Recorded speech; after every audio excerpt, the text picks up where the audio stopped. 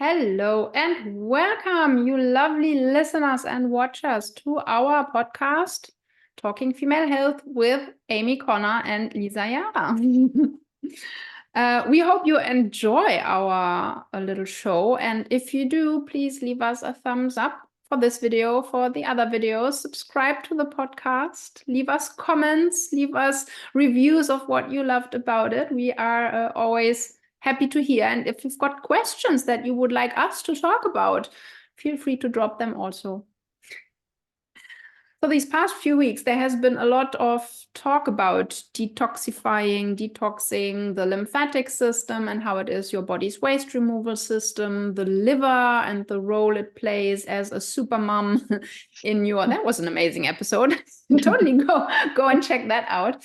And how your liver is supporting detoxification as well, and all of that serving your body to have a healthy environment, healthy cell environment. So every function can be working normally as it should. And in this whole realm of detoxification, there is one important topic that we need to address, which is how to get the toxins out of the body. And there are two main ways, which is poop and pee. So today we are going to address the first, and in the next episode we are going to address the second. So welcome to our episode on why the way you poop matters. Yeah. Oh, thank you for that introduction, Lisa. And I'm really excited to talk about this topic because I just don't think there are enough conversations being had around this and enough understanding. And anyone who knows me will know that I always talk about poo. Like if anyone's ever struggling with anything, I always ask them about their bowel habits because it's such an important piece of the bigger picture.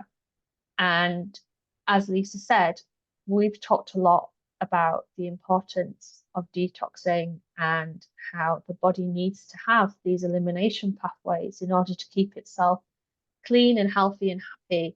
And our bowels is one of these major ways that it can help. And it's so important that we are aware of what's a happy, healthy bowel, how it acts, how it moves, like what it's saying for us. And we were just speaking before we hit record about how this has been a big part of my learning journey with my body, especially because I struggled with bowel movements for years. And I was that person that went for weeks and weeks and weeks without a bowel movement. And I would go and have chronic irrigation. Like I would go and get all the help I could get to remove my poop from me because it just wasn't happening naturally. And through my whole health journey, no one ever spoke to me about how important or how significant that piece was, that my body wasn't able to eliminate the toxins that were building up inside it. And it's no wonder that I ended up with disease happening. So I think it's really important that we start by talking about how often we should be going to the toilet and what those bowel movements should look like, feel like, how long they should take, and really dive into this part of it. So yeah, I feel like the first thing, because that also came up in our pre-conversation, that we want to say is like, there is, of course, just a rule of thumb of what's considered healthy for you and your body. There is, however, a very clear understanding between Amy and I that having a bowel movement once a week is too little. Yes, yeah, like absolutely. And there's a lot of information out there that will say, you know, you need to be going X times a day or X times a week to have a healthy bowel. And as Lisa said, it's very individual.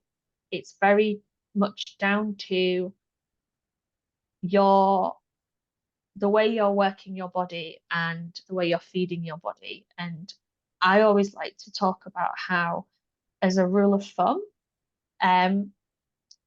the output should be matching the input. So if you are somebody who is eating a lot, moving a lot, like doing all of the things, then your bowel movements, as a rule of thumb, are going to be more regular and more substantial than somebody who is moving less, eating less. You know, the two are going to be completely different. That doesn't mean that one person is healthier than the other when it comes to their bowel health. That means that it's a reflection of what is happening in their body, in the way that they're living their lives, you know, through their bowel. So I think that's a really important piece to bring forward, because we can be aiming for a certain frequency of bowel movements that might just not be obtainable for us. Like, you know, you might be told that you have to go 3 times a day, 2 times a day, 3 times a week, whatever it is that you've been told, and you just can't get there.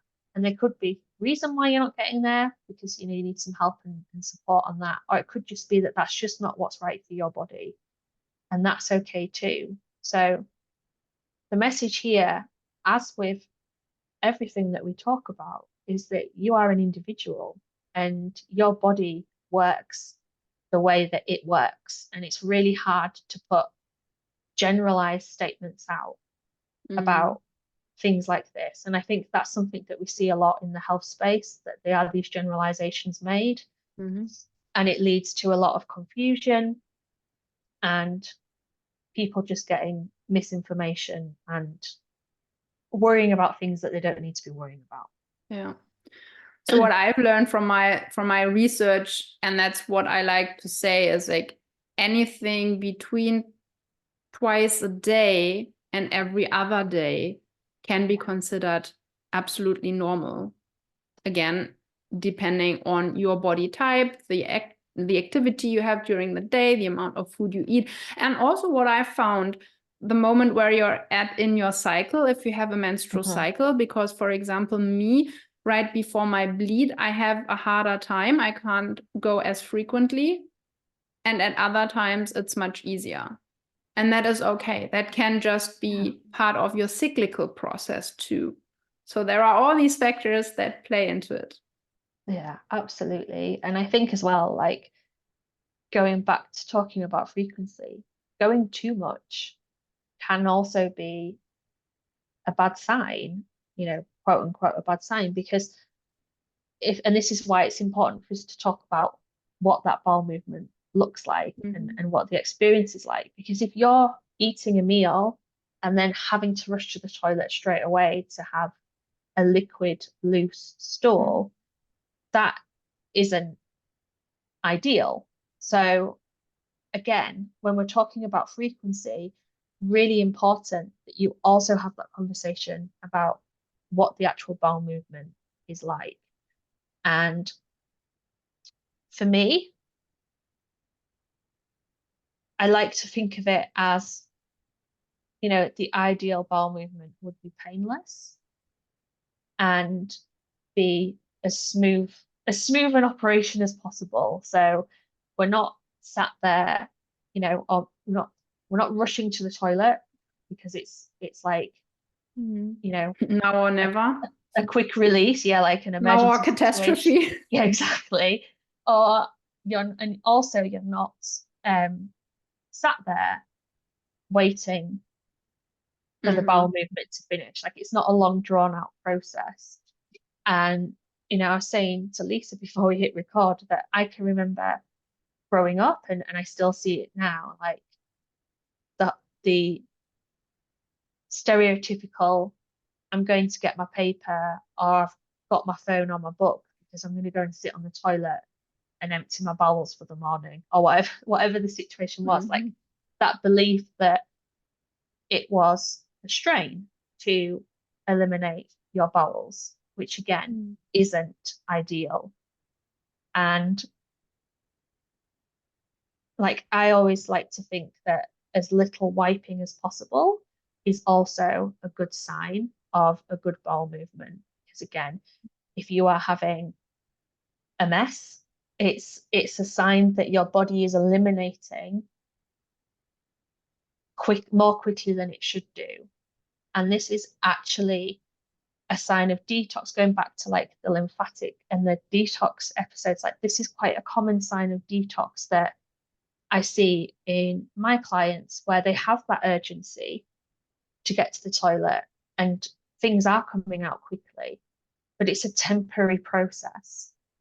Because their bodies, like, if your bowel has something bad in it that it wants to get out, like it's going to tell you it needs to get out now. Like, this is bad stuff, get it out, get it out, get it out. Which is why when you get like diarrhea and like, you know, stomach infections, that's why you have that urgency and that cramping to get it out as quick as possible. So the bowel does work in that way as a protection mechanism for the body to get rid of the toxins. So again, it could be that you step into your health journey and you start detoxing and your bowels change, your bowel movements change and they become more frequent and you have this urging and this cramping.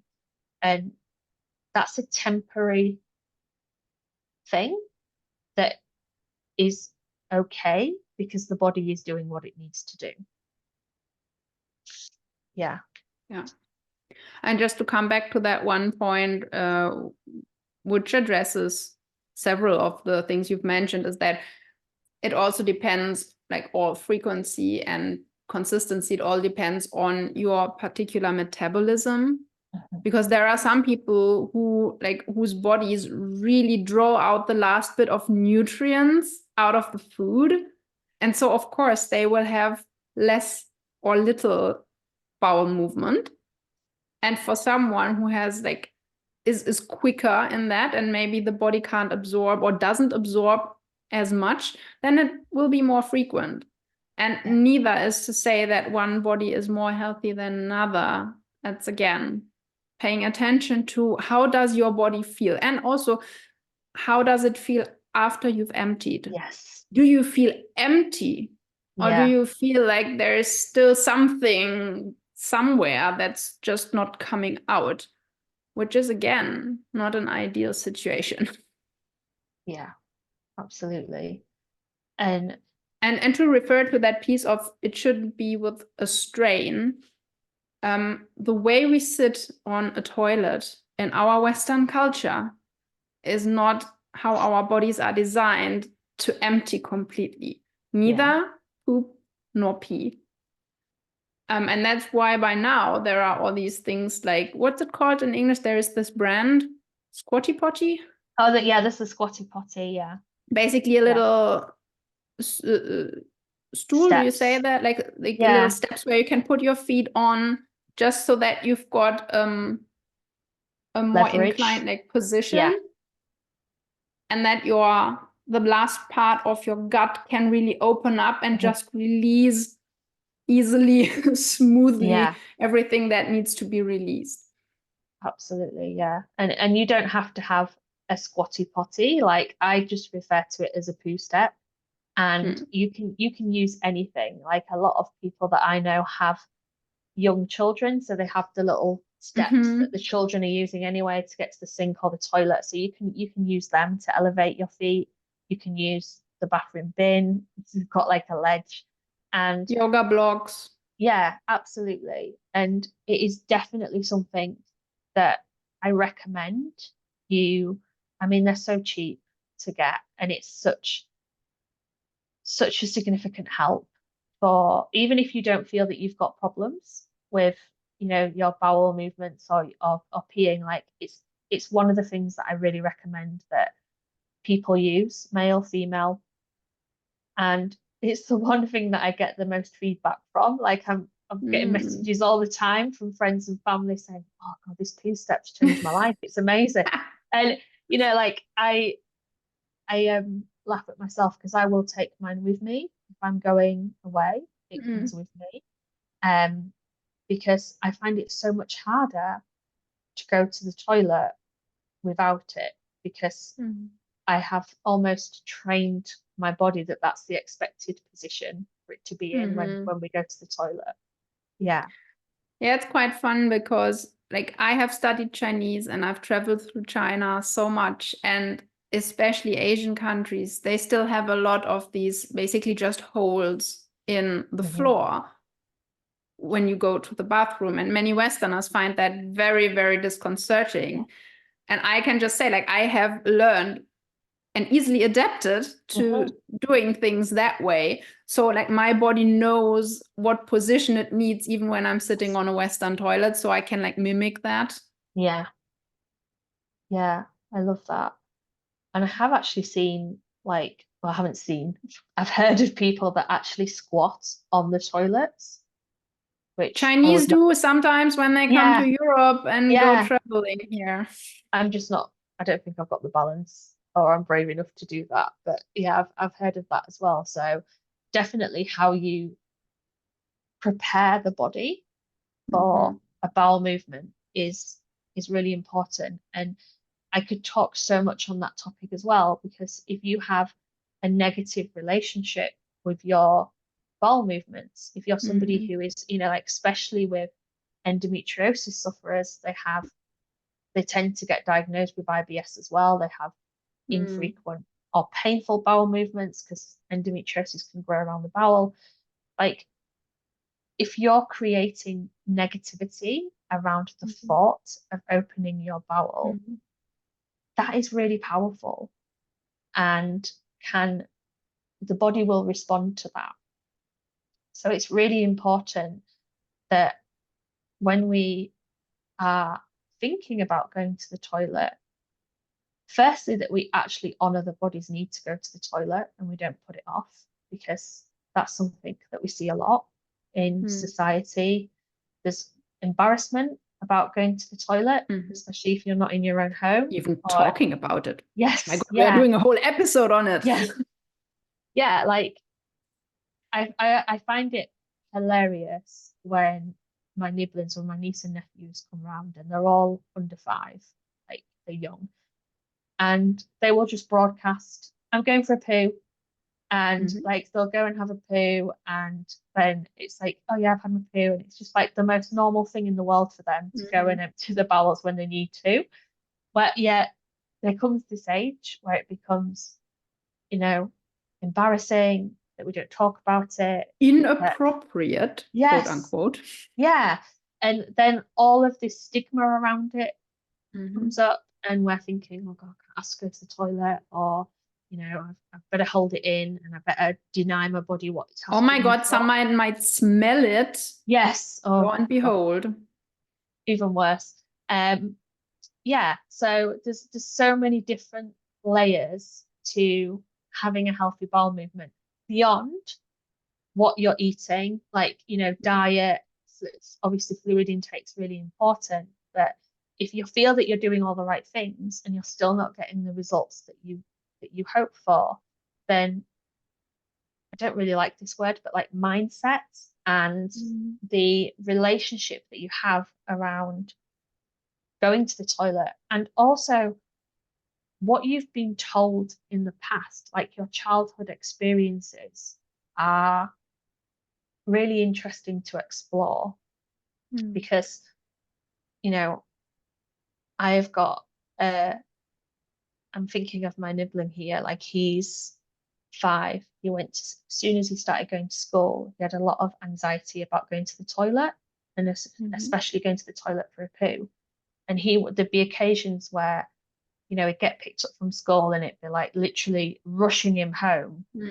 He's like literally like dying to get home to go to the toilet, and in pain and crying. And when I explored this with his mum and his dad, like the toilet is in the classroom. Really? Like there's just literally a cube, and I've seen this myself. Like I've been in schools and I've seen it, because then obviously the teacher can still see them. Yeah. And so like bless him, if you're going for a poo, everyone can hear, like it's very, very exposed. Yes. And like when I heard that, my nervous system was like, oh, like no wonder he's terrified Mm-hmm. of going to the toilet, and I've heard, and this is really common in schools now, that toilets are within classrooms. And, I've heard from my other nephew, who again is really young, he's like just started school, and he'll be telling me stories about the boy that won't have a poo at school, or the boy that did have a poo and everybody laughed at Mm-hmm. him. And like Mm-hmm. just this culture Yeah. of pooing's funny, but also you don't want to get caught doing it because Yeah. it's like ultimate shame. And that's going to live in your body. Like you're going to hold that relationship and that understanding of, when I give my body what it's asking for, I can potentially be picked on, humiliated, So that piece, I just find it so, like, I could talk about going to the toilet forever because there's just so Mm. many different pieces of it that come Yeah. in that are really, really important. Yeah, and I was just thinking, like, and by the way, I hope I didn't come off as standoffish before, because me too, I'm working on these thoughts that I have, because even though I know of the importance, I still have a hard time talking about these things, taking the words, the appropriate words into my mouth. That should be normal. But Yeah. when you're subconscious, and I think that's like, you don't like the mindset piece, and I understand that. And it's your subconscious, really, that's having these unconscious thoughts, Yeah. these beliefs around it. And when your subconscious tells you it's not safe, guess what? You will have a harder time. There Yeah. might be straining, or there might be no bowel movement at all. And like, because our subconscious is so strong and so vast, it will have like the most influence there is. Yeah. And I was just thinking, for example, I know from my husband, when he and his friends went to like these big several day festivals, rock music festivals, they wouldn't go to the like have a bowel Yeah. movement for 4 days in a row. They wouldn't feel the need, but as soon as they came home, there Yeah. was the need. But their subconscious had Yes. primed them for, I don't do it over there, because all sorts of horrible things could happen, Yeah. like people throwing over the Yeah. the toilets and all these things, right? So our subconscious is a really big driver, and it's really good to explore your beliefs and thoughts around what it actually means, especially as a woman, or a person socialized as woman, who is supposed to not smell. It should all be Yeah. lovely. No, we don't have that. Yeah. Yes, we do. We are humans. Mhm. And I'm like, from my time in China, I remember that there were, especially in rural areas, these holes in the ground, and sometimes there wouldn't even be much of a separation between one hole and the next, and it was just normal that Yeah. women would be chatting while pooping. Yeah. Like, it's the most normal thing in the world. And yeah, Yeah. And it I has a lot to do with our culture and where we grow up. absolutely. And I think like what you've just said there about it was really normal for women to be chatting and pooing. Like here in the UK, it's not common, not uncommon, sorry, for like nightclub toilets to have women sharing cubicles, like Oh yeah. going for a wee together. Um, and I like there's times here when like the children are here and it's busy, and maybe the kids are in the bath, and I will go to the toilet in front of my friend, and like, but there's still that thing of I wouldn't do a poo though. Like Mm-hmm. it's that like that line of, oh no, it's completely Yeah. inappropriate to Yeah. have a bowel movement in front of someone, but it's okay for me to have a wee. Mm-hmm. Yeah, so much to think about, and there's so many more layers to it than where we started, of what your input matching your output. Like it's not just about what's going in and what's coming out. There's just so much around it. And Mm. feeling safe, like to me, the big thing that comes up is feeling safe to Yeah. have a poo. I I really, really struggled. I'm so much better now, but like like you were saying about your husband, like going somewhere else to have a poo, like I definitely wouldn't have a poo at a festival, but going to friends and family's houses or being out in public, I just wouldn't feel safe. Mm. And now I do. I've obviously like subconsciously done the work that needed to be done there. I couldn't tell you what it was, but yeah, that piece around the vulnerability of having a bowel movement. Mm. Because for me it was such a vulnerable thing because I hadn't ever, I feel like when I look back and reflect on my life and my health, I feel like I was never really taught how to poo healthily, Mm. and I went into this. Well, it's nothing we talk about. Exactly. And, I would have these conversations with doctors and they'd be like, oh, well, why aren't you going every day? And I'd be like, well, I didn't know I was meant to go. Mm. I didn't know I was meant to go every day. I didn't know how often I was meant to go. And I didn't know this was a problem until all of the symptoms like backed up and started to cause me issues. Mm. So I think that's a really important thing to acknowledge as well, that, your nervous system needs to be safe, feel safe for you to be functioning,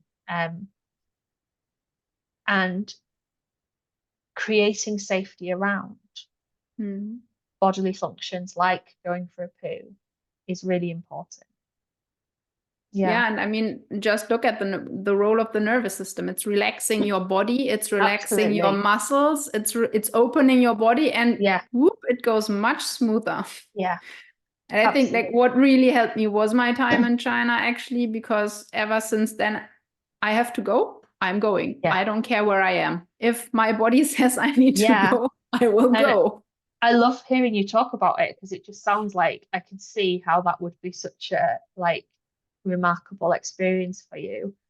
And for me now, like my husband still laughs at me because we celebrate every bowel movement I have because like Mhm. he was with me when he was like, how Yeah. have you not had a poo in 6 weeks? Like this is really frightening. Like Mm. so now I can remember almost training my body to again Mm. feel safe to, Yeah. and it was painful because my bowel hadn't been opening. Like it's almost I had to learn the the process. The body had to learn how to do it.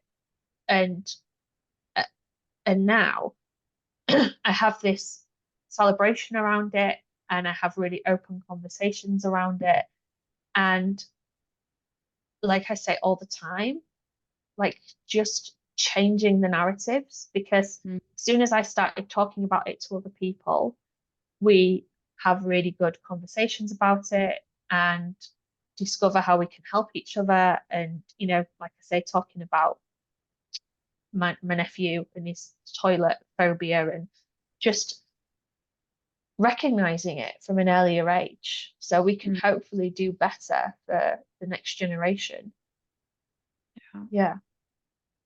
And we are really curious for you as the listener or watcher, what's coming up for you, your experience. If you don't want to share it openly in the comments, feel free to send us an Yeah. email. We understand, we value your privacy, but we would love to know, how's your experience? What are your thoughts? Have you encountered problems? What sparked your intrigue today from what we've shared? We've talked about how important it is for the frequency, for the consistency of the poop, and the easiness of emptying your bowels, and how it depends on your body, and that there is a rule of thumb, but it's really for you to explore this. Of course, if you find there are any difficulties and you want to reach out to Amy or to myself and start working on this, uh, we would love to have you. We would love to get in touch with you. So you will find all the information below. And yeah, I hope you enjoyed today's episode about poop. And Yeah. stay tuned for the next episode, which is to be about the how do you say, accompaniment, like the collaborative partner of your Yeah. gut, Partner in crime. which is your bladder Yeah. and the way you pee or wee. Yeah. Thank you for listening. And we'll catch you in the next episode. Bye.